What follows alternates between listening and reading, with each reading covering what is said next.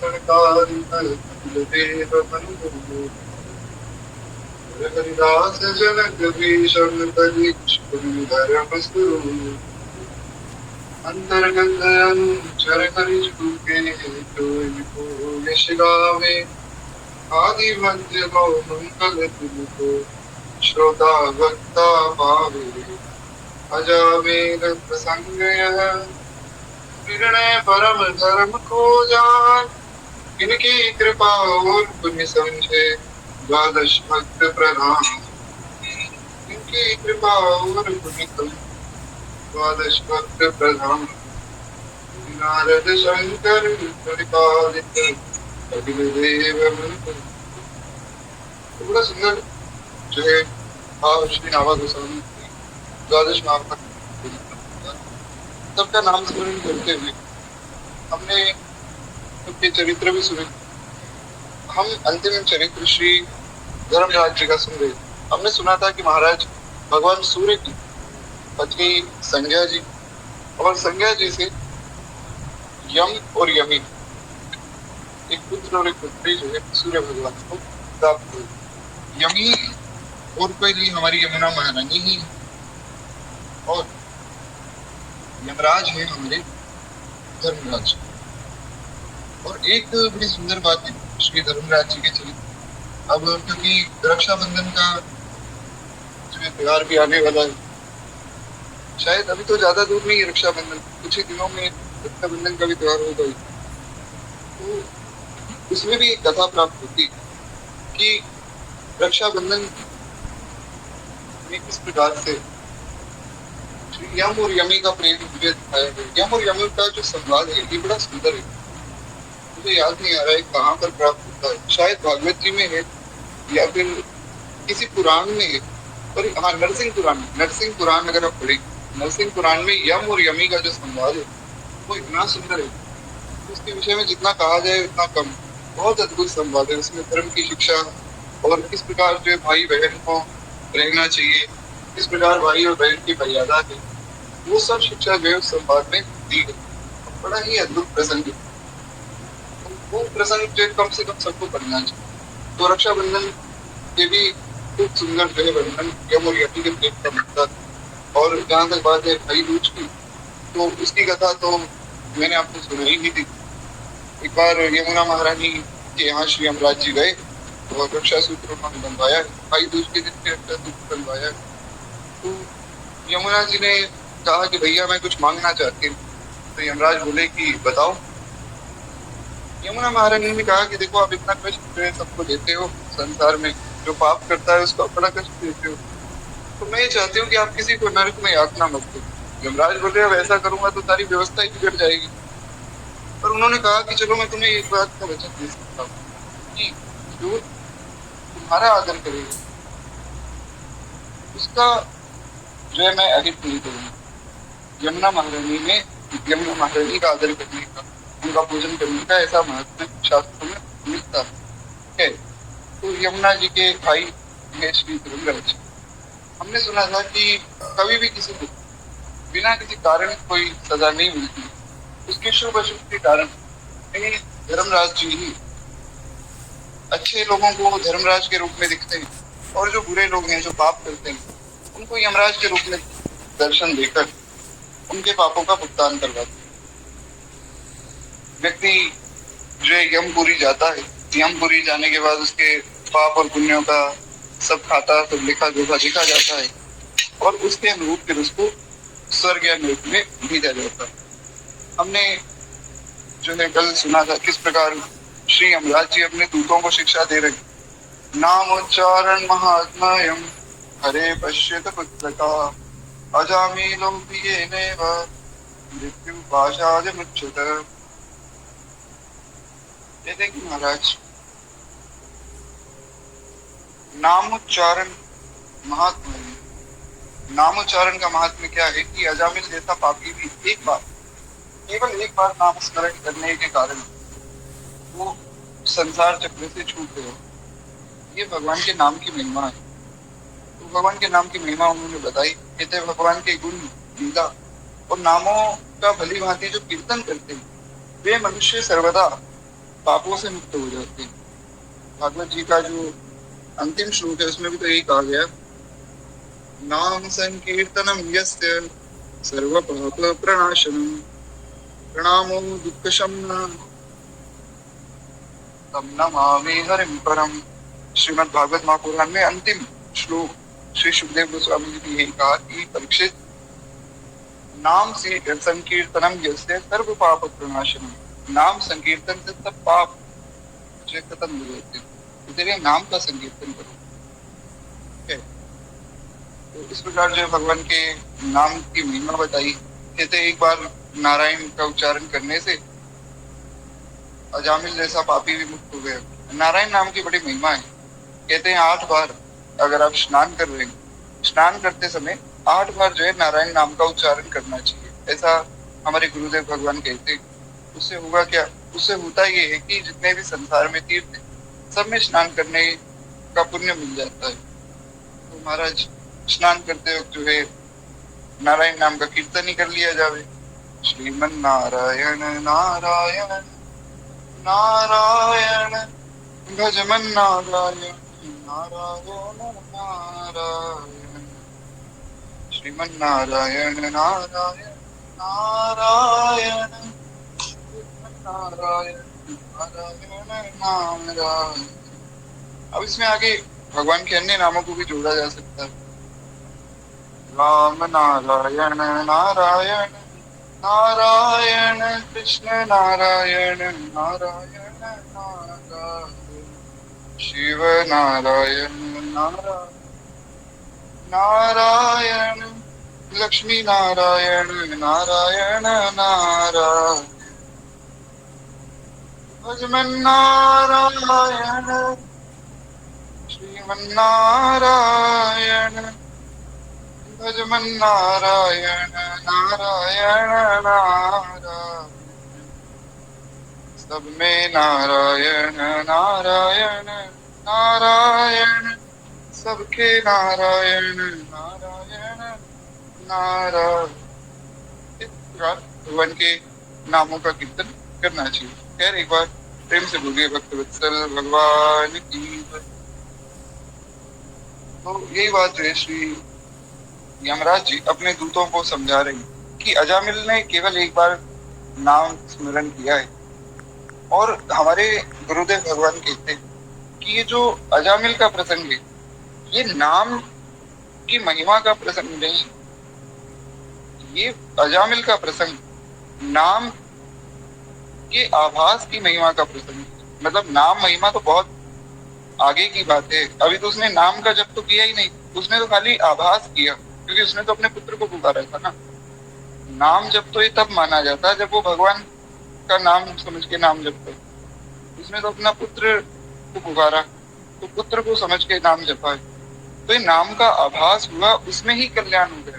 तो नाम जप तो बहुत ही ऊंची उसकी महिमा है, क्योंकि नाम जप की महिमा कोई नहीं बता सकता, तो ये नामाभास की महिमा है। ये बड़ा सुंदर एक सूत्र है जो श्री गुरुदेव भगवान अपनी कथाओं में कहते हैं। तो कहते हैं इस प्रकार उसका कल्याण हुआ। और यही बात श्री सुखदेव गोस्वामी जी बताते हैं परीक्षित जी को। ये कहते हैं कि परीक्षित, आगे ही यमराज अपने दूतों को शिक्षा दे रहे हैं। क्या कहते हैं कि जो समदर्शी साधु भगवान को ही अपना साध्य और साधन दोनों समझकर उन पर निर्भर रहता है, बड़े बड़े देवता सिद्ध भी उनके पवित्र चरित्रों का गान करते हैं। ये हमने कल की कथा में बहुत विस्तार में चर्चा की। जो भी साधु केवल भगवान का आश्रय लेता है उसके रक्षण के लिए भगवान सब देवताओं को नियुक्त करते हैं, और सब देवता भी उसका खूब आदर करते हैं, क्योंकि वो केवल भगवान के आश्रित है। ये बहुत ऊंची बात है, केवल भगवान के आश्रित होना। एक वर्ण एक वर्ण एक आश्रित स्वाति सलिल रघुनाथ जस चातक तुलसीदास। ये बड़ा ऊंचा भाव है, केवल एक भरोसा, एक बल और एक आश्रित। चाहे संसार में हमारा काम बने या बिगड़े, केवल भगवान के द्वारा ही होना चाहिए। बने तो रघुवर पे बने, बाकी अन्य कोई भाव इनमें ना आए। खैर इस पर हमने कल बहुत विस्तार में चर्चा की। अब हम थोड़ा आगे बढ़े। तो इस प्रकार उन्होंने वर्णन किया कि जो केवल भगवान के आश्रित, हर एक स्थिति में भगवान के आश्रित, उसका कभी अहित नहीं होता। वो सदैव जो है भगवान का आश्रय लेना चाहिए। जैसे एक बार की बात है, एक कोई बड़े अच्छे विद्वान थे, हमारे वृंदावन में ही रहा करते थे। तो हमारे गुरुदेव भगवान उस समय जो है पढ़ते थे, ये तो विद्यार्थी थे उस समय। तो उन्होंने देखा कि भाई ये जो पंडित जी हैं, ये बड़े अच्छे पंडित जी, मतलब इनको बहुत ज्ञान है, पंडित मतलब ज्ञानी। बोले ये बड़े अच्छे पंडित हैं, तो मैं इनसे कुछ चर्चा करूं। अब उनकी क्या है, नजरें बहुत कमजोर थी, उनको दिखता बहुत कम। तो उन्होंने कहा कि देखो पंडित जी, पहले जब मुझे अच्छे से दिखता था उस समय तो मैंने रामचरितमानस का पाठ किया नहीं। अब मुझे दिखना बंद हो गया है, पर मैं चाहता हूँ कि मैं रामचरितमानस के सारे दोहे चौपाइयां सब याद कर लूं। तो महाराज जी बोले कि बताइए फिर उसमें मैं क्या सहायता कर सकता हूँ। बोले आप ऐसा करो, आपको संस्कृत तो पढ़नी होती। महाराज जी बोले पढ़नी तो होती। बोले मैं आपको संस्कृत में कुछ भाग जो है मैं सिखा दूंगा, और आप ऐसा करना कि मुझे जो है रामचरितमानस की नित्य 5 दोहे या 5 चौपाइयां जो है आप याद करके आप मुझे सुनाना। 5 चौपाइयां नहीं, एक दोहे में लगभग 5 या 6 चौपाइयां होती है। इस प्रकार 5 दोहे आप मुझे नित्य जो है सुनाना, मैं उन्हें याद कर लूंगा और फिर एक बार आप मुझसे सुन लेना। बस इतना ही आपको करना है। बोले ठीक है महाराज। तो हमारे महाराज जी वहां जाते, उनको नित्य जो है रामचरितमानस के 5 दोहे पढ़ के सुनाते, और वे नित्य 5 दोहे सुनते। और 5 दोहे सुनने के बाद एक बार वे हमारे गुरुदेव भगवान को सुनाते कि एक बार आप मुझसे सुन लो, ताकि मेरे रिवीजन हो जाए, ताकि मुझे याद रहे। तो महाराज जी एक बार उनसे सुन लेते, उनका काम इतना नहीं हो जाता। रोज 5 दोहे मानस जी के याद करते, और महाराज जी को कुछ संस्कृत आदि, कुछ पाठ संस्कृत में कला देते। एक दिन उन्होंने कहा कि देखो पंडित जी, वैसे तो सबके सामने बातें कही नहीं जाती, पर आप जो है मेरे लिए गुरु समान हो, क्योंकि आप मुझे रोज जो है रामचरितमानस के 5 दोहे याद कराते हो। महाराज जी, तो महाराज जी वे तो बड़े दैन्य। महाराज जी ने कहा कैसी बात कर रहे हैं, गुरु समान तो आप हैं, मैं तो एक छोटा सा विद्यार्थी हूँ, आप तो वास्तव में गुरु हैं। तो मैं तो आपसे पढ़ने आता हूँ रामचरितमानस, तो आपकी कृपा से आपको याद करा देता हूँ। बोले फिर भी जो भी हो, मेरा आपके प्रति बड़ा भाव है, तो मैं आपको कुछ एक सिद्धियां देना चाहता हूँ। ये जो महात्मा थे उन्होंने कहा कि आपको मैं कुछ ऐसी सिद्धियां प्रदान कर देता हूँ, कुछ ऐसे तंत्र मंत्र मैं आपको सिखा देता हूँ जिससे आप कुछ भी कर सकते हो। बोले वैसे तो ये सबको नहीं दिए जाते हैं, हमारे गुरुदेव ने हमें दिए थे, पर आप मुझे बड़े अधिकारी लगते हो, क्योंकि आपने ज्ञान भी है, आपने समझ भी है, विवेक भी है, और इतनी छोटी सी अवस्था में आपको इतने सब शास्त्रों का ज्ञान है, ये बहुत बड़ी बात है। तो मैं आपको सिखा देता हूँ। महाराज जी बोले कि आप सिखा देना, लेकिन उससे पहले हमें हमारे गुरुदेव की आज्ञा लेनी होगी। तो बोले ठीक है, आप ले लो आज्ञा। तो श्री दादा गुरुदेव भक्तमाली जी के पास जो है वे आए, उनसे पूछना चाह रहे थे पर पूछ नहीं पाए, थोड़ा डर लगा। तो अगले दिन फिर से उनको सिखाने गए, रामचरितमानस के दोहे याद कराने गए। तो उन्होंने पूछा कि अपने गुरुजी से पूछ के आए। महाराज जी बोले नहीं, कल पूछेगी। बोले आप कल पूछ लेना, उससे पहले मैं आपको एक डेमो दे देता हूँ। कोई भी सामान खरीदते हैं तो उसको एक बार चेक तो करते हैं। तो बोले मैं एक बार आपको एक डेमो दे देता हूँ कि कैसे होते हैं तंत्र मंत्र। तो महाराज जी बोले कैसे। बोले आप जो कल चतुर्थी है, चतुर्थी के दिन आप गणेश जी का पूजन करोगे, तो यहाँ तो आप आओगे नहीं। बोले हाँ, कल के दिन तो हम नहीं आएंगे। तो बोले बस आपका जब पूजन आदि कल हो जाए, उसके बाद आपको यहाँ मेरे पास आना पड़ेगा, मैं ऐसा तंत्र आपके ऊपर कर दूंगा। महाराज जी बोले अरे ऐसे कैसे हो सकता है, मैं तो आऊंगा ही नहीं। तो वो बोले नहीं, आपको आना पड़ेगा। तो महाराज जी ने मन में पक्का निश्चय कर लिया कि अब मैं कल के दिन में इनके पास मिल जाऊंगा। तो अगला दिन हुआ, महाराज गणेश जी का खूब सुंदर पूजन हुआ। एक बार फिर से बोलिए श्री गणेश जी महाराज की जय। उसके बाद श्री महाराज जी अपना नित्य नियम करने बैठे, अपनी नियम की माला जप रहे थे, संध्या वंदन आदि किया, गायत्री की माला जपी, और उसके बाद अपने नियम की माला पूरी कर रहे थे। इतने में महाराज जी की माला तो छूट गई। मन में भाव हुआ कि बस फटाफट उन पंडित जी के पास जाएं। अचानक से ही मन में भाव आया कि बस अब तो जाना है उनके पास, रुका नहीं जा रहा। और दाहिने हाथ में बहुत ज्यादा दर्द होने लगा, ऐसा लग रहा था मानो कोई खींच रहा हो कि चलो। तुरंत जो है पंडित जी के पास पहुंचे, भूल गए कि मैंने कल ऐसा उनको वचन दिया था कि मैं नहीं आऊंगा, और ऐसी ऐसी कोई बात सब भूल गए। तो वे पंडित जी के पास जैसे पहुंचे, पंडित जी बोले क्यों, मैंने आपको कहा था ना आपको कल आना पड़ेगा। वहां जाके महाराज जी को याद आया कि अरे हाँ, मैंने तो इनको ऐसा प्रण, ये मैंने मन में प्रण किया था कल नहीं जाऊंगा। ये अचानक से क्या हुआ, मैं भूल कैसे गया अपना प्रण।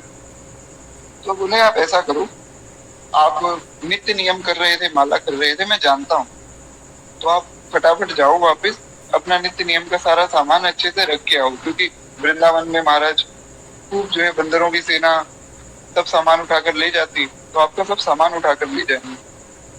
तो श्री गुरुदेव भगवान मन में सोचने लगे कि भाई इनको पता कैसे लगा कि मैं नित्य नियम कर रहा हूँ और मैं सब सामान जो है छत पर बाहर छोड़कर आया हूँ। सुदामा कुटीर में उस समय महाराज जी रहते, तो महाराज जी तुरंत वापस गए, सब सामान अपना समेटा और वापस उनके पास आए। तो बोले कि ये मेरा तंत्र था जो मैंने आपके ऊपर किया। इससे क्या हुआ कि आपके आप ये भूल गए कि आपने मुझे ये कहा था कि मैं नहीं आऊंगा। आप ये भी भूल गए कि आपने प्रण किया था, ये मैं आपको खींच के अपने पास लाया हूँ।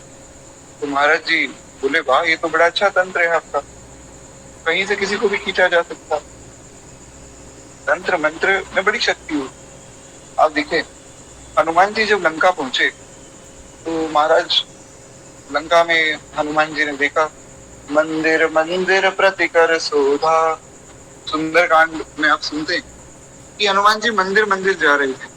मंदिर मंदिर मतलब प्रत्येक घर में देख रहे थे, घर को मंदिर ही कहा जाता है।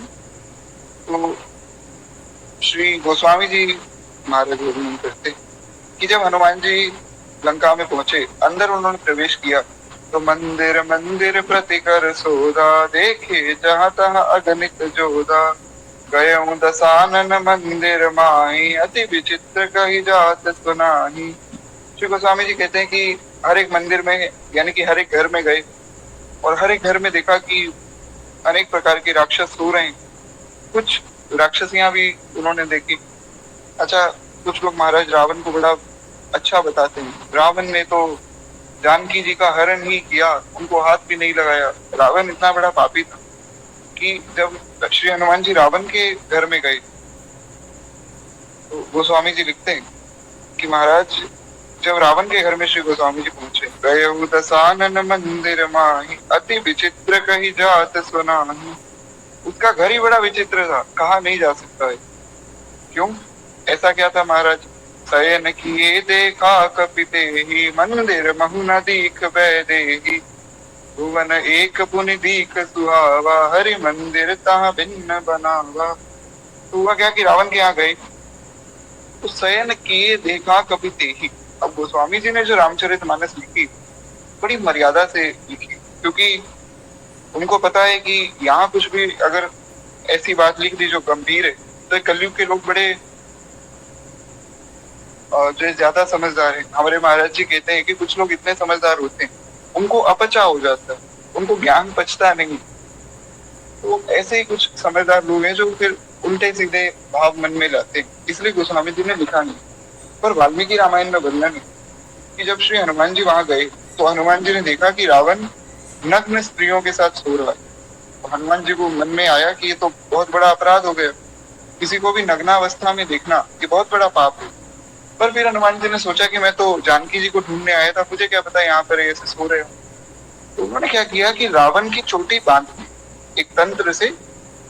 रावण की चोटी जो है वो उसकी पत्नी की चोटी के साथ बांध दी। और उस तंत्र का तोड़ क्या था कि जब रावण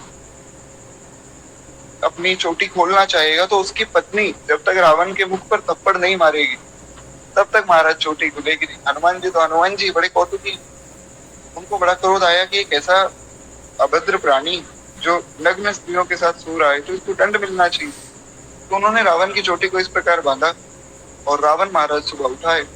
रावण ने उठकर देखा कि चोटी कैसे बंधी हुई है। रावण समझ गया, क्योंकि रावण भी तंत्र मंत्र का बहुत बड़ा ज्ञानी था। रावण बहुत बड़ा विद्वान था तंत्रों में। उसने तो तंत्रों पे एक शास्त्र भी लिखा। तो रावण को पता था कि इस तंत्र का तोड़ यही है कि जब तक मंदोदरी इसके मुख पे थप्पड़ नहीं मारेगी तब तक तो ये तंत्र टूटेगा। तो रावण ने अपनी पत्नी को कहा कि तुम ऐसा करो, मेरे मुख पर एक थप्पड़ मारो। मंदोदरी बोली कि स्वामी आप कैसी बात कर रहे हैं? अरे मैं आपके मुख पर थप्पड़ मारूंगी तो मैं स्वप्न में भी नहीं सोच सकती। बोले नहीं, तुम्हें मारना पड़ेगा तभी ये चोटी खुलेगी, वरना तो नहीं खुलेगी। तो रावण का पहला अपमान तो वहीं कर दिया इसके अंदर, और वहीं उसको शिक्षा दी थी कि भैया कोई साधारण व्यक्ति नहीं आया है, ये भगवान के दास है, ये कुछ भी कर सकते। खैर एक बार प्रेम से बोलिए श्री हनुमंत लाल जी महाराज। जिस प्रकार तंत्र मंत्र में बड़ी शक्ति होती है, तो उन्होंने भी श्री महाराज जी को ऐसा तंत्र दिखाया। तो महाराज जी जो है मनुक पीठ सुदामा कुटी में वापस आए। आकर उन्होंने दादा गुरुदेव श्री श्री भक्तमाली जी महाराज पे सारी घटना सुनाई। बोले महाराज जी ऐसी ऐसी बात हुई और उन्होंने कहा है कि मैं आपको भी कुछ तंत्र सिखा दूंगा, तो आप बताइए सीखना चाहिए या नहीं सीखना चाहिए।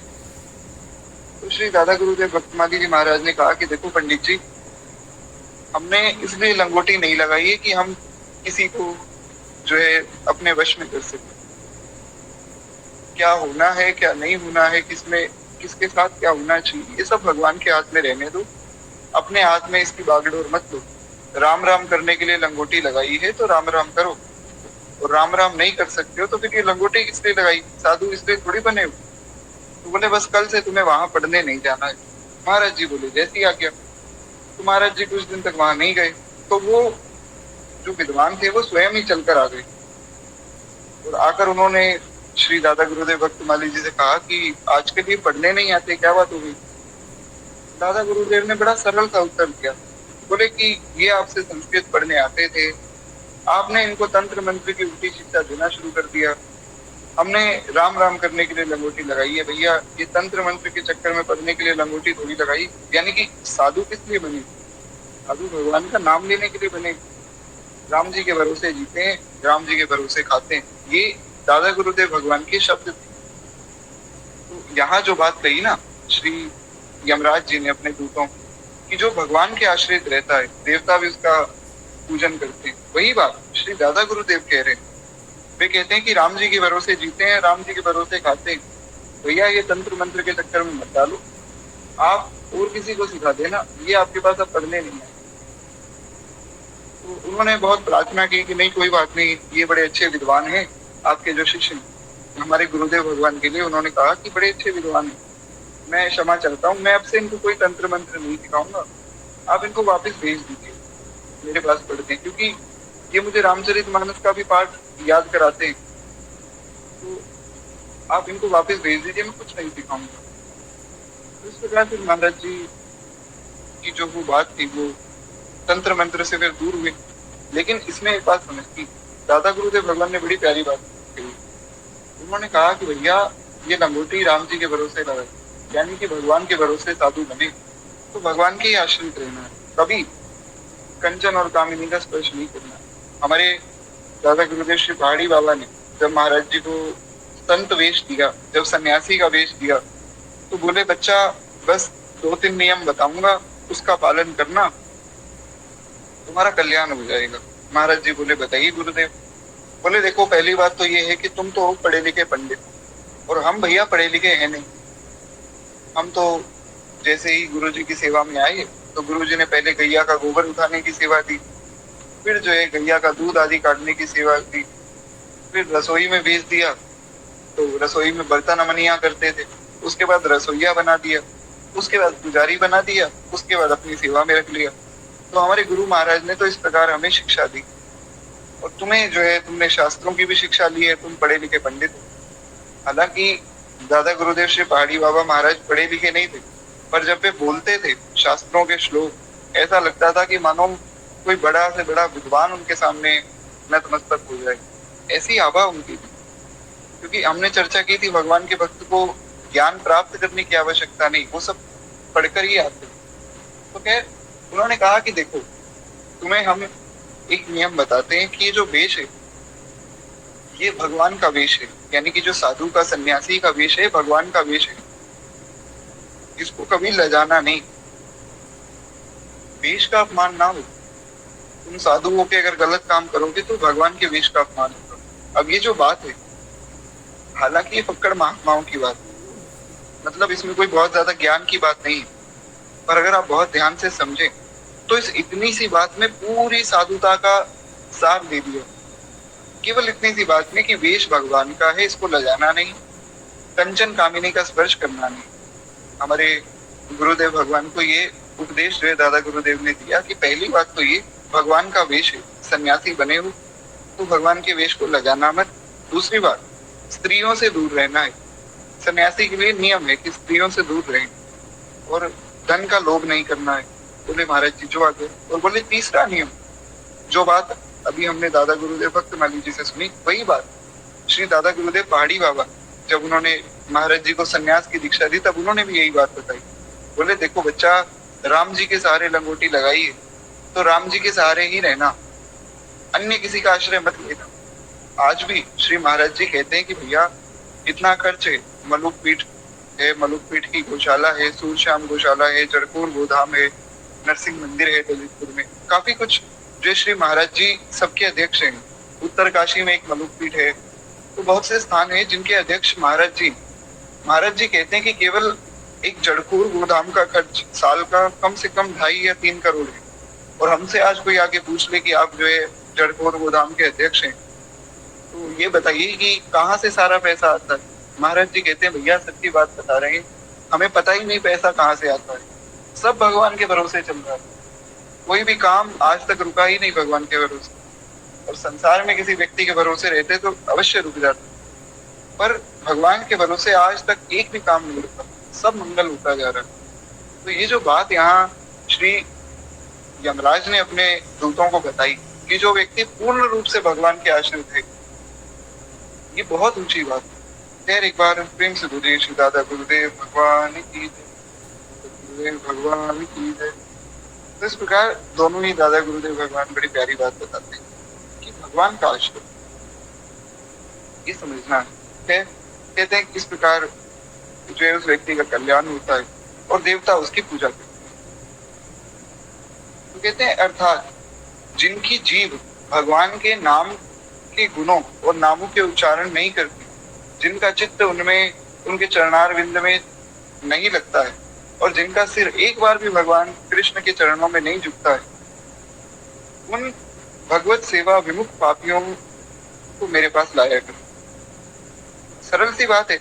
यमराज के दूतों ने कहा कि फिर महाराज ये बताइए कि हम आपके पास लाएं किसको।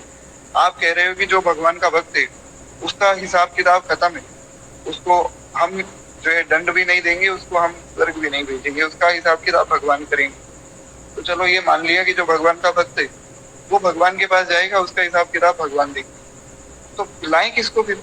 बोले ऐसे व्यक्ति को लाओ जो ना तिलक लगाता हो, ना कंठी पहनता हो, ना भगवान का नाम जपता हो, ना कथा सुनता हो, ना ही भगवान के नामों का महिमा किसी को बताता हो। कोई अच्छा व्यक्ति मिले, वैष्णव मिले, तो उनको भगवान के नाम की महिमा बतानी चाहिए।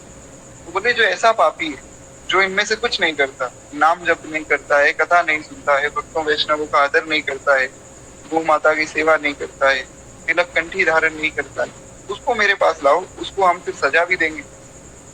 और ये बड़ी ऊंची बात है, क्योंकि भगवान शंकर यही बात श्री रामचरितमानस में माता पार्वती को कहते हैं। माँ पार्वती को भगवान शिव कहते हैं कि देखो पार्वती, बड़ी सरल सी बात है कि जो भगवान की कथा नहीं सुनते उनके साथ क्या होता है।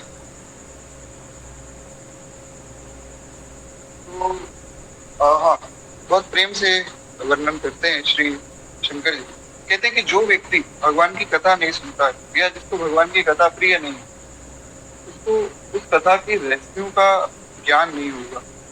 यानी कि जिसकी श्रद्धा नहीं है कथा में, वो कथा के गूढ़ रहस्य को नहीं समझ सकता। और जो भगवान के नाम का जप नहीं करता, उसकी जीभ एक मेंढक के समान हो जाती है।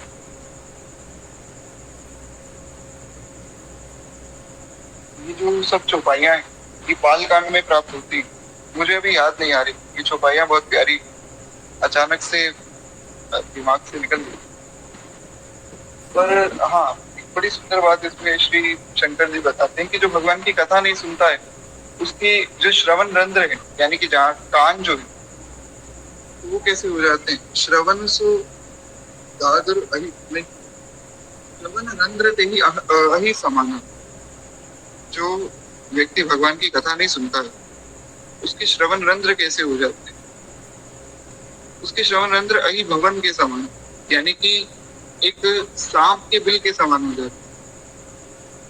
जैसे सांप का जो बिल है, अंदर में सांप रहता है, बस उसी प्रकार जो व्यक्ति भगवान की कथा नहीं सुनता है, तो हाँ, जो बाइयां याद आ गई प्रभु कृपा से। खैर एक बार प्रेम से बोलिए भक्तवत्सल भगवान की जय। अब मैं यही सोच रहा था कि महाराज अचानक से चौपाइयां दिमाग से निकल के थे, तो बड़ी कृपा है श्री ठाकुर जी की। शंकर जी कहते हैं, जिन हरि कथा सुनी नहीं काना, श्रवण रंध्र अहि भवन समाना। कहते हैं जो भगवान की कथा कानों से नहीं सुनते हैं, जिन हरि कथा सुनी नहीं काना, उनके कान कैसे हो जाते हैं? उनके कान खंडर के समान हो जाते हैं, उनके कान बेकार हैं। जे न करही राम गुण गाना, जी ह सदा दुर जी ह समाना। कहते हैं जो भगवान के चरित्र का गुणगान नहीं करते, जे न करही राम गुण गाना। राम गुण गाना मतलब भगवान की कथा, भगवान का नाम, भगवान का नाम, सबका इसमें भाव आ जाता है। तो उनकी जो जीव है वो कैसे हो जाती है? उनकी जीव महाराज जीव सो दादुर जी है समाना। जैसे एक मेंढक की जीव होती है, मेंढक की जीव तो है पर वो किसी काम की नहीं, उसी प्रकार उनकी जीव है पर किसी काम की नहीं। नयन ही संत दरसन नहीं देखा, लोचन मूर पंख करि देखा। ते सिर कटु सुंदरी समूला, जे नानमत हरि गुरु पद मूला। बड़ा सुंदर भाव है। श्री शंकर जी कह रहे हैं कि नयन ही संत दर्शन नहीं देखा, जिन्होंने अपने नेत्रों से संतों का दर्शन नहीं किया, उनके नेत्र मोर पंख के समान है। मोर पंख में आप अगर ध्यान से देखेंगे तो नेत्र की आकार में नेत्र बना तो है, पर मोर पंख में वो नेत्र का कोई लाभ नहीं, उससे कुछ दिखता तो है नहीं। बस उसी प्रकार जो संतों का दर्शन, भगवतों का दर्शन, भगवान का दर्शन नहीं करता, उसके नेत्र बेकार है। और जो सिर भगवान के चरणों में, गुरु के चरणों में, संतों के चरणों में नहीं झुकता है, तुम्हारा जो व्यक्ति का तो जीना ही बेकार है। सिर कटु सुंदरी समतुला, जे नानमत हरि गुरु पद मूला। कहते हैं जैसे कड़वी तुम्बी होती, उसके समान उनका स्वभाव और उनका प्रभाव हो जाता है। जो हरि गुरु संतों के चरणों में मस्तक नहीं नवाते, इसलिए हरि गुरु संतों के पास जब भी जाए उनको प्रणाम किया जाता है। ये एक मर्यादा है संतों के पास जाने की, संतों के पास देने की। खैर एक बार प्रेम से बोलिए भूत भावन भोलेनाथ भगवान की जय। इस प्रकार भगवान शिव जो है बड़ा सुंदर भाव बताते हैं। तो इस प्रकार वे बनी। अब देखिए कितना फर्क आ जाता है। तो भाइयों के माध्यम से सुनने में थोड़ा रस भी मिलता है। तो सीधी सीधी बात सुन भी रहे तो उतना आनंद आता नहीं। तो अगर ये चौपाइयां याद नहीं आती तो मन में ग्लानि रहती कि चौपाइयां भी सुनूंगी। खैर ठाकुर जी बड़े कृपालु। इस प्रकार श्री यमराज जी कहते हैं कि देखो, जो व्यक्ति भगवान का नाम ना जपता हो, कथा सत्संग ना सुनता हो, तिलक ना लगाता हो, कंठी ना पहनता हो, उस व्यक्ति को मेरे पास लेकर आओ, उसको हम सजा देंगे। कहते हैं कठोपनिषद में उद्यालक मुनि के पुत्र नचिकेता ने एक बड़ा सुंदर प्रसंग नचिकेता और यमराज का प्राप्त होता है। उद्यालक मुनि के पुत्र हुए नचिकेता, और नचिकेता और यमराज का एक प्रसन्न प्राप्त होता है।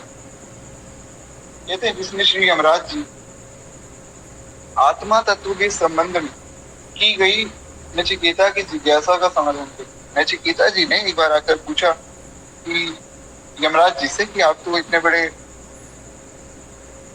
विद्वान हैं, ज्ञानी हैं, भगवान की भक्त हैं, तो आप ये बताइए कि जो आत्मा है उसके बारे में थोड़ा सा आप उसका विवेचन कीजिए। अब ये जो यमराज जी हैं भगवान के बहुत बड़े भक्त हैं। मैंने कल भी आपको बताया कि जितने भी देवता हैं सब भगवान के भक्त हैं।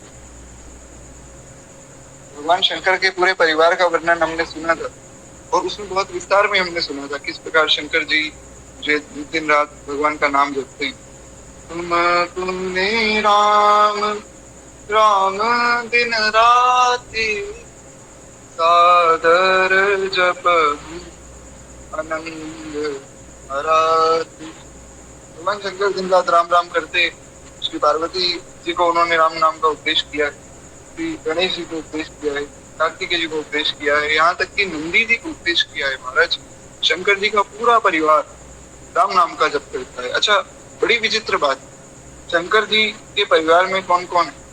नंदी जी, हमारी भगवती पराम्बा माँ पार्वती का शेर है, श्री गणेश जी का मूषक है, श्री कार्तिकेय जी का मयूर है।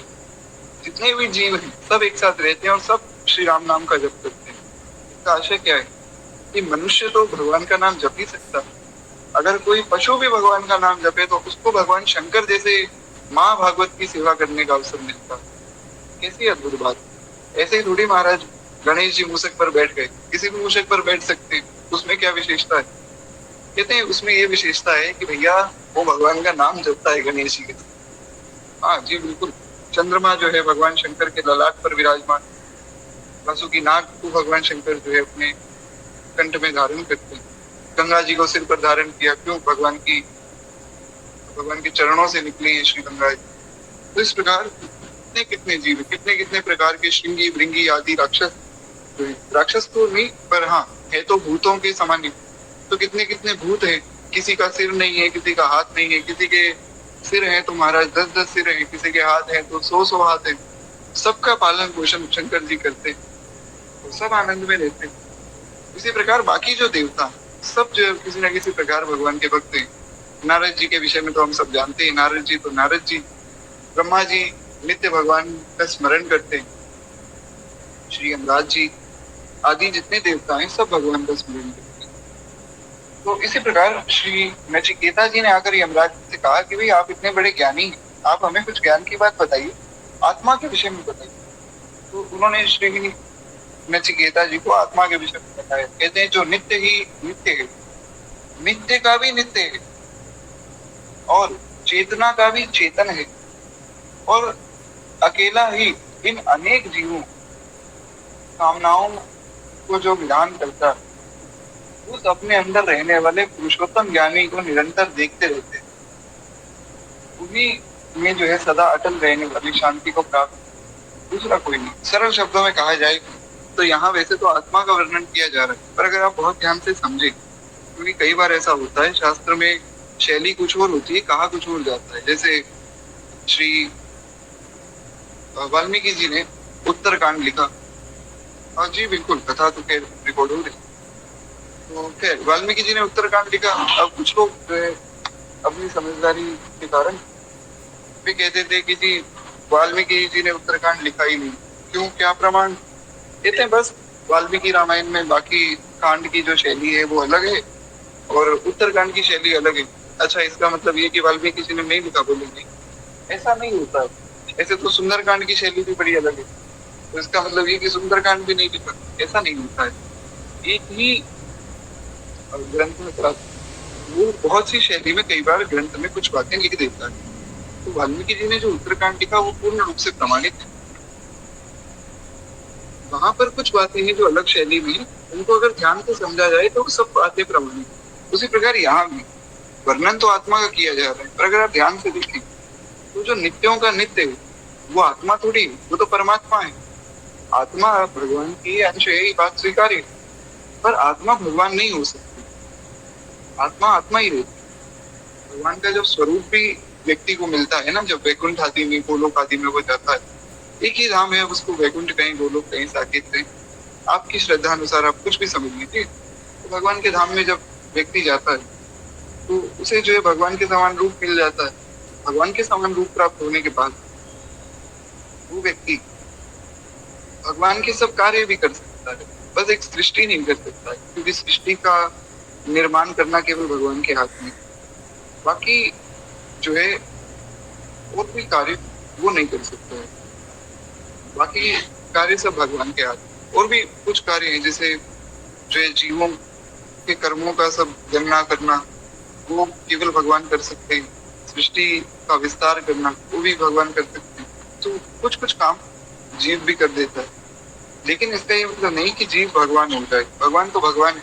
तो इसलिए ये समझना है कि यहाँ जो बात हो रही है वो भगवान की हो रही है, कि जो उस अंतर्यामी परमात्मा का अनुभव करते हैं वो परम शांति और परम आनंद को प्राप्त करते हैं, और उनको छोड़कर दूसरा कोई भी नहीं है। अर्थात ये परब्रह्म परमात्मा ना तो प्रवचन से, ना बुद्धि से, और ना ही बहुत सुनने से प्राप्त होते हैं। अब ऐसा नहीं कि हम कथा में बैठे रहें तो भगवान मिल जाए। कथा को अच्छे से सुनना पड़ेगा, समझना पड़ेगा, उस बात का पालन करना पड़ेगा, फिर जो है भगवान मिलेंगे। यहाँ पर ये बात है, इसका ये मतलब नहीं कि कथा ही सुनना बंद कर दिया है। कहते हैं जिसको ये स्वीकार कर लेता है उसके द्वारा ही प्राप्त किया जा सकता है, यानी कि भगवान जिसको स्वीकार करते हैं। हमने इस पर भी विस्तार में चर्चा पहले की, पुनः चर्चा करने की आवश्यकता है नहीं।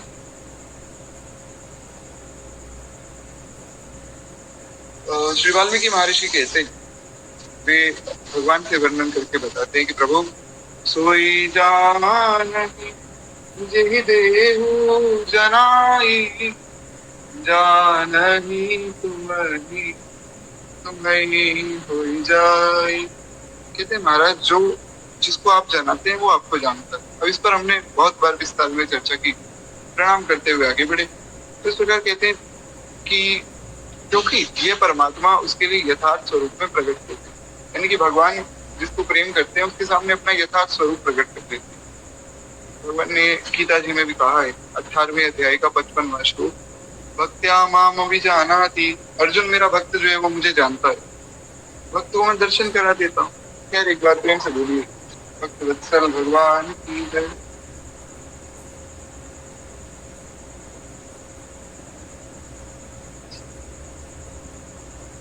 जी, तो अब हम जो है अजामिल की कथा सुन ले। हालांकि अजामिल की कथा आप सबको ज्ञात, पर फिर भी प्रियादास जी ने एक पद लिखा है, तो उसके माध्यम से थोड़ा हम एक कविता के रूप में इसका वर्णन सुने। धर्यो पितु मात नाम अजामिल, साचो भयो भय अजामिल पियो, छुटी शुभ जात की कियो मदपान सुस्यान गई गुरु दार्यो गार्यो तनु, वाहि सुजो की मोरे को बात की। सरल शब्दों में कहते महाराज कन्नौज के आचार्य एवं जाति च्युत ब्राह्मण अजामिल, आचार्य च्युत मतलब आचार च्युत और जाति च्युत मतलब जो आचार से गिर गए हो। च्युत होना मतलब गिर जाना। भगवान का एक नाम है अच्युत, यानी कि भगवान अपनी स्थिति से कभी नीचे नहीं गिरते। भगवान जैसे हैं वैसे ही रहते। जीव गिर जाता है। किसी दिन तो महाराज खूब नाम जप किया, किसी दिन नाम ही नहीं जपा, किसी दिन पाप पे पाप हो रहे। तो जीव की स्थिति ऐसी है कि वो कई बार आगे बढ़ता रहता है, भगवान ऐसे नहीं। इसलिए भगवान को अच्युत कहा है। तो कहते जो अपने आचार से स्थित है और जाति से स्थित है, वो ब्राह्मण अजामिल में उल्टा दासी को पत्नी बना दिया। सबसे पहले तो उसने अपनी दासी को पत्नी बनाया, और न्याय से जैसा भी धन मिले वैसा प्राप्त करना और उस दासी को संतुष्ट करना ही उसका काम होता है। धन तो न्याय से प्राप्त करता था, पर सेवा करता था उस दासी की। तो यहाँ एक बात समझनी कि अजामिल ये कितना से अंतर जातीय विवाह किया, इसका परिणाम कितना भीष्म हो गया। सिर्फ अंतर जातीय विवाह हमारे यहाँ वर्जित है। शास्त्र में कहते हैं दुष्ट के बाटे साधु आए घर देखी आ गई साथ की, और सेवा करी सावधान संतन रिझाए लियो, नारायण नाम धरो गर्भ बाल बात की। कहते हैं इसने महाराज माता पिता की सेवा और अपनी विवाहिता साध्वी पत्नी का पालन भी इसका कर्तव्य है। ये बात उसे सर्वदा भूल चुकी। ये तो भूल गया कि मेरे माता पिता भी हैं, उनकी सेवा भी करनी है और जिनसे मैंने विवाह किया है उनका भी मुझे पालन पोषण करना और जो बाकी संतानें हैं, उनका भी पालन पोषण करना। तो ये सब बातें तो वो भूल गए, तो केवल जो है उस दासी की सेवा में लग गया। तो कहते हैं उस उल्टा दासी से अजामिल की कई संतानें हुई और पहले का किया हुआ पुण्य सहायक हुआ। एक बार सत्पुरुष उसके घर में आए, महाराज संत जन पधारे। थोड़ा विस्तार में मैं सुना देता हूँ जो भागवत जी में वर्णन होता है। हुआ क्या कि ये जो है पाप कर्म में प्रवृत्त हो गया, जुआ खेलना, मांस आदि और मदिरा आदि का पान करना, और ये बहुत जो है अपने मार्ग से च्युत हो गया। तो हुआ क्या कि एक दिन इसके घर में साधु आए। तो आप देखिए, भगवान का पहले तो भजन करता, पहले अच्छा ब्राह्मण था, पहले भगवान का खूब भजन भी करता था, खूब भगवान का नाम जपता था। हुआ क्या, एक दिन ये कहीं किसी जंगल से जा रहा था, वहां इसने देखा कि महाराज लोग जो है जंगल में रात को मदिरा आदि पीकर खूब गाने गा रहे हैं और खूब कहते हैं ना एंजॉय कर रहे हैं हम जीवन।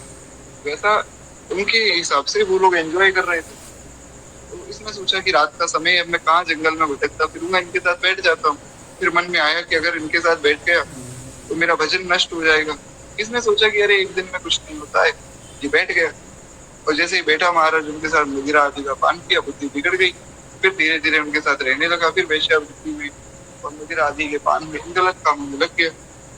लेकिन पहले तो पुण्य किए थे, वो सहायक हुए। तो जब संत जन पधारे तो इसने स्वागत किया, बोले आओ भगवान। तो संत बोले कि देखो भैया, ऐसा है तुम्हारे घर का तो हम कुछ खा नहीं सकते, तुम ऐसा करो हमें आटा दे दो, हम खुद ही बनाकर खुद ही पालेंगे। कुछ समय वे संत वहां रहे, कुछ दिनों बाद जब वे जाने लगे तो इसने प्रणाम किया। अब ये सब चीजें जो हो रही है, प्रणाम करना, सबको का आदर करना, ये मन में क्यों आई? क्योंकि पहले का पुण्य था।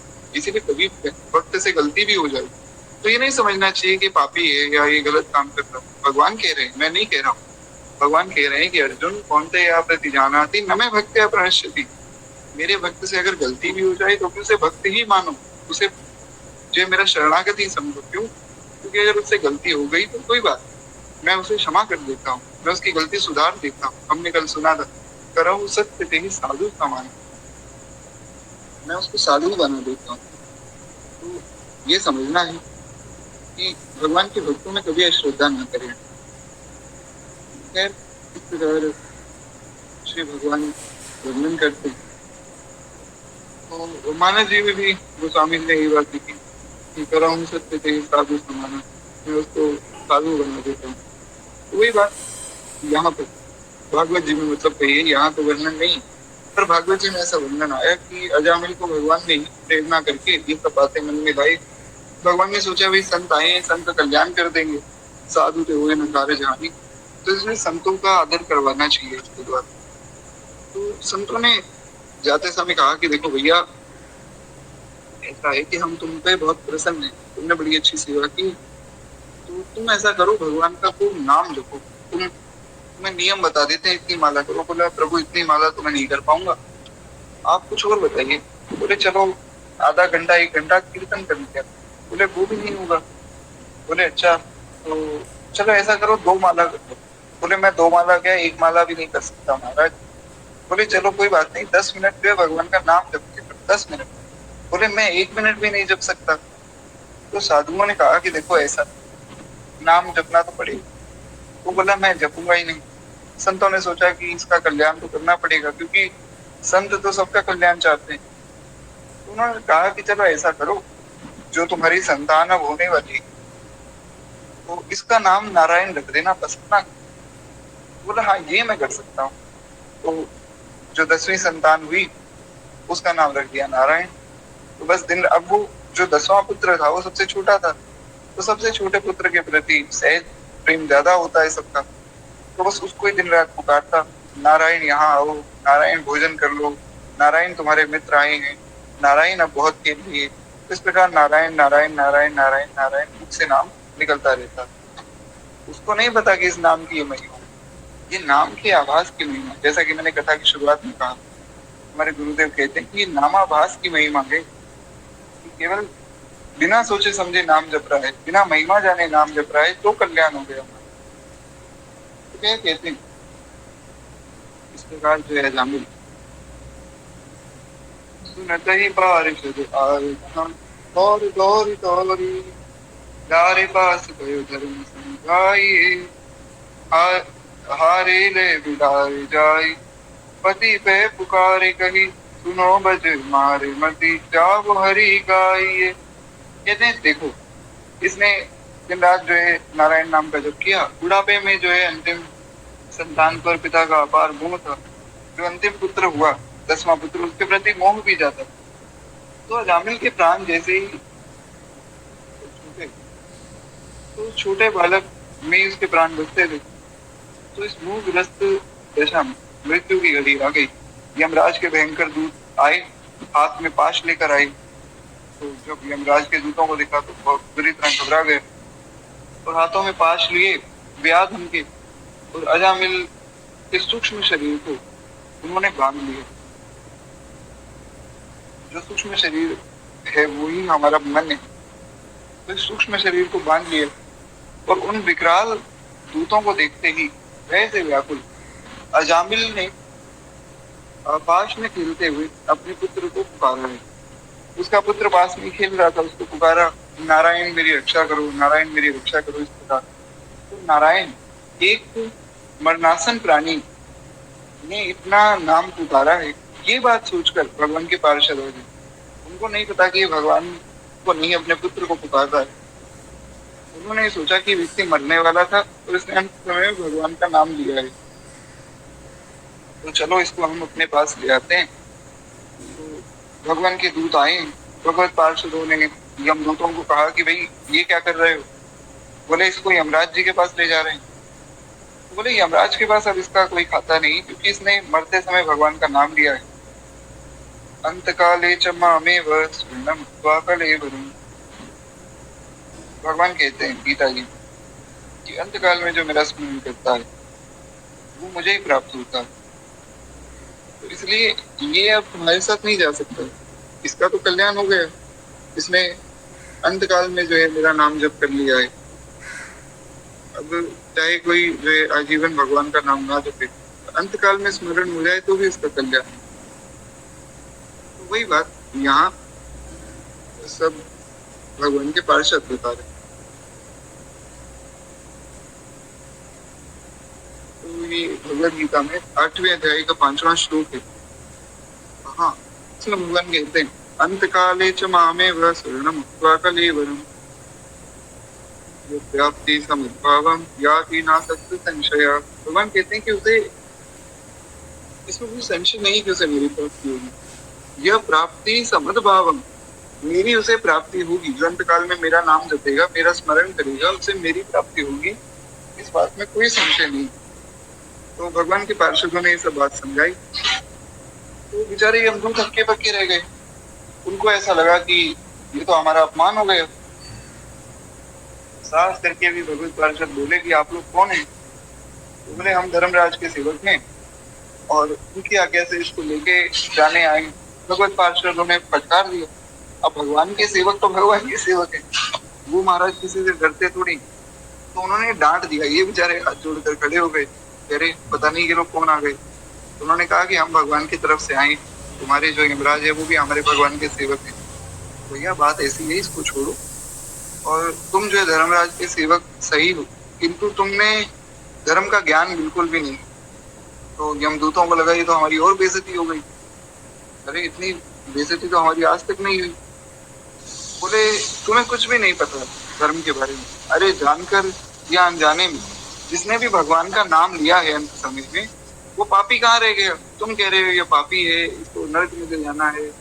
कहाँ पापी रह गया? अंत समय में भगवान का नाम ले तो लिया। तो बोले कि नहीं, इसने बहुत पाप किया है। फिर डांट दिया भगवान के पार्षदों ने। कहते हैं इस पुरुष ने पुत्र के बहाने से ही सही भगवान का नाम तो लिया है, नाम लिया ये सबसे बड़ी बात है। फिर इसके पाप कहाँ रह गए? ये निष्पाप हो गए। तो ये दृश्यता मत करो और भागो यहाँ से। इस प्रकार भगा दिया महाराज। भागवत जी में वर्णन है, ये मैं अपने मन से नहीं कह रहा हूँ, क्योंकि यहाँ जो है प्रियादास ने इतना ही चरित्र कहा है, मैं थोड़ा सा विस्तार कर देता हूँ।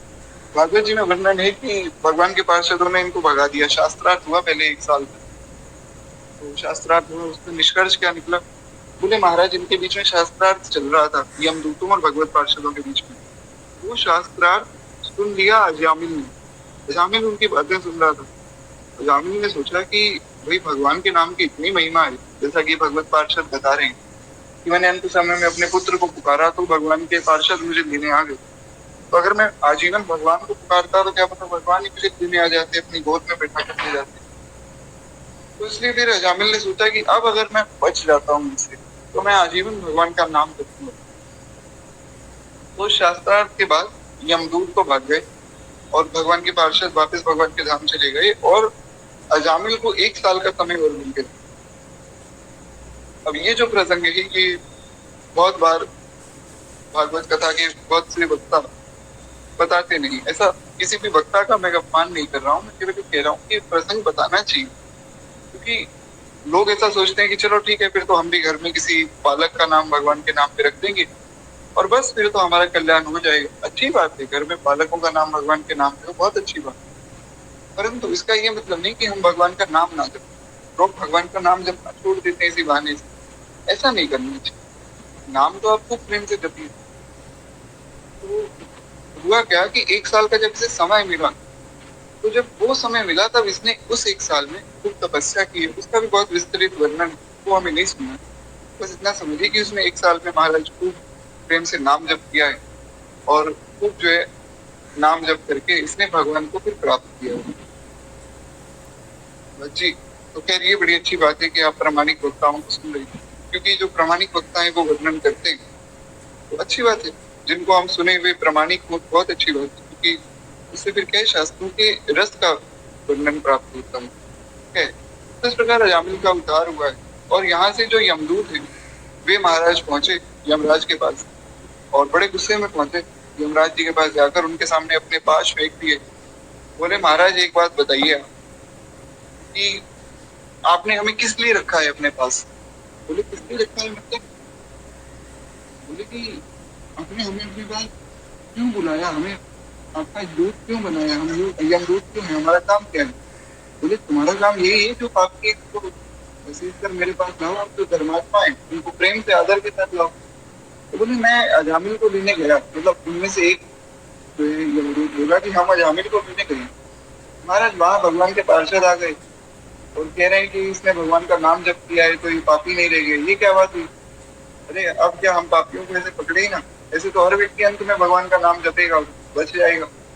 ये बड़ी गलत बात है, बस बहुत हो गया। अब से हम अपनी नौकरी छोड़ रहे हैं, रेजिग्नेशन दे रहे हैं।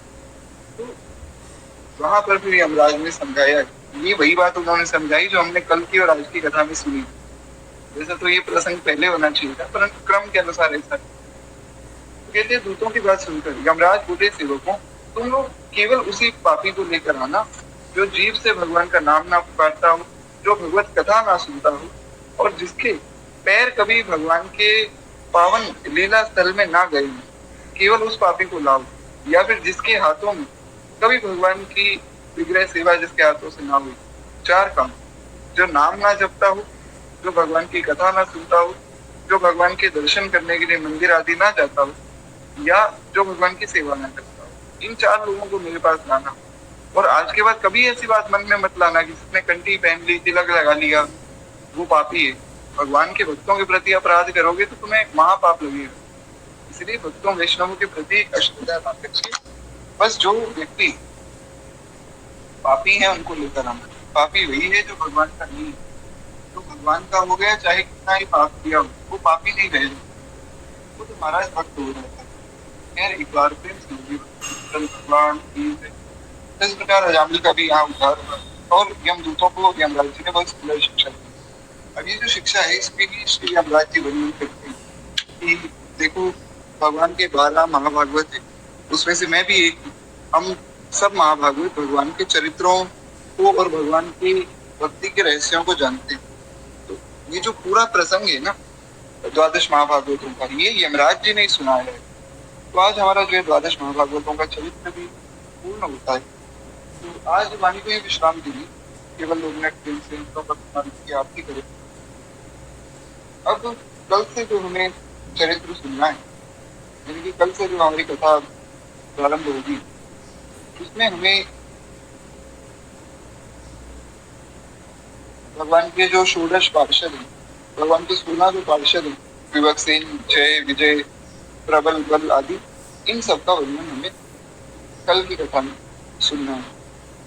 तो इस प्रकार हम फिर अपने प्रसंगों को आगे बढ़ाएंगे। उसके बाद भगवान के जो प्रिय भक्त हैं, हरि वल्लभ, हालांकि सब भक्त भगवान के प्रिय ही, परंतु कुछ भक्तों में कुछ विशेष है। जैसे द्वादश महाभागवत है तो ये भी भगवान के भक्त, पर ये तो क्या है, भक्ति के रहस्य को जानने वाले, इसलिए इनका अलग से वर्णन कर दिया।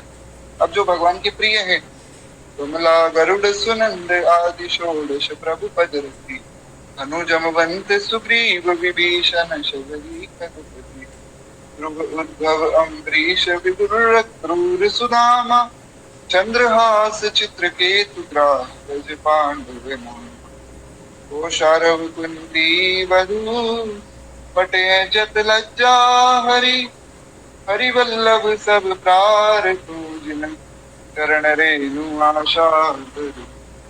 इस प्रकार जो भगवान के प्रिय लोग हैं, उनमें श्री हनुमान जी, भरत जी, सुग्रीव जी, श्री कृष्णा अवतार में देखें तो उद्धव जी, गोपियां, इन सब का वर्णन किया। तो इसका ये मतलब नहीं कि बाकी भक्त प्रिय नहीं, ये केवल अलग अलग भाव के सब भक्त हैं, इसलिए अलग अलग होते हैं। यहाँ श्री नाभा गोस्वामी जी करते हैं। उसके बाद फिर हम श्री भगवान के जो हरि वल्लभ हैं उनका वर्णन। आज वाणी को विश्राम देते बाद प्रेम से बोले सब भगवान की जय। और केवल 2 मिनट प्रेम से हम लोग जब इस्तेमाल की आरती करें। भारती की आरती आरती